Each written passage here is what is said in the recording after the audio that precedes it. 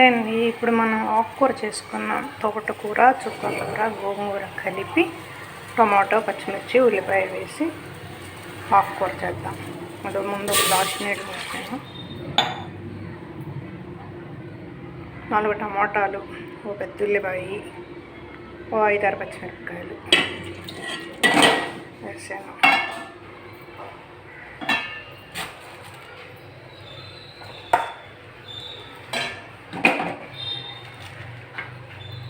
గోంగూర, తోటకూర, చుక్కకూర 3 శుభ్రం చేసి, ఒక కట్ట గోంగూర, 2 కట్టల చుక్కకూర, 2 కట్టలు పెరుగు తోటకూర పెట్టేసాను. ఇది బాగా ఉడికిన తర్వాత కొత్తిమీర వేసి, ఉప్పు వేసి మెత్తగా మెతుకున్నాం. కొంచెం పసుపు, కారం ఇప్పుడే వేసేద్దాం. ఓకే, చూపిస్తాం.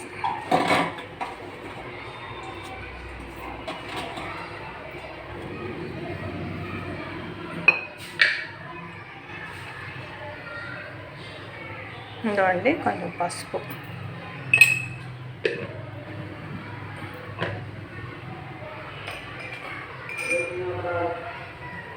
కారం,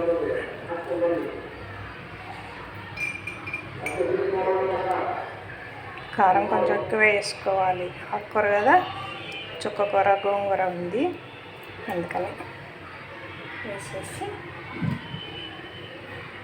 ఇలా ఆకు తీసి దాన్ని పెట్టేద్దాం.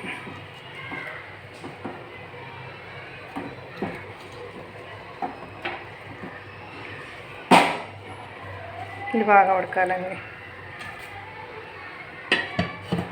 ఉడికిన తర్వాత చూపిస్తాను. ఇందో తోటకూర మెత్తగా మెరిపేసాను.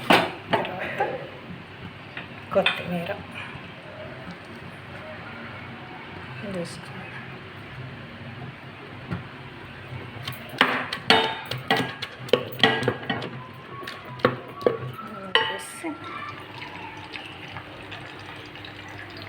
పోపు గింజలు, ఎండుమిరపకాయలు, తర్వాత శనగకాయ, కరివేపాకు అన్నీ బాగా వేసాక పోపు పెట్టుకుంటాం.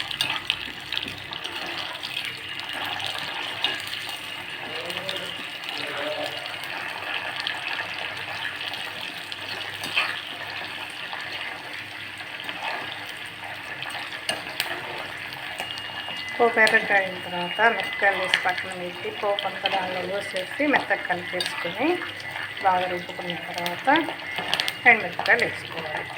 ఓకే, అంతే అయిపోయింది.